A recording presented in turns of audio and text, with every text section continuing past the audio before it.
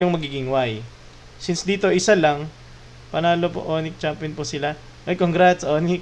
Onic champion. Okay?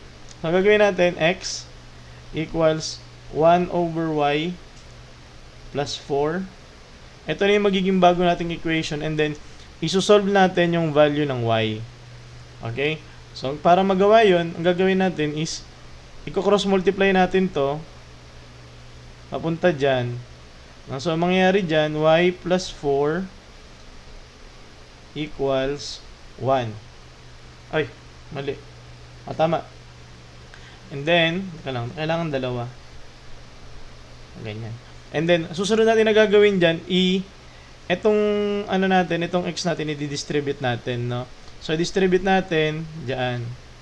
So, mangyayari dyan, magiging x, ito muna, xy plus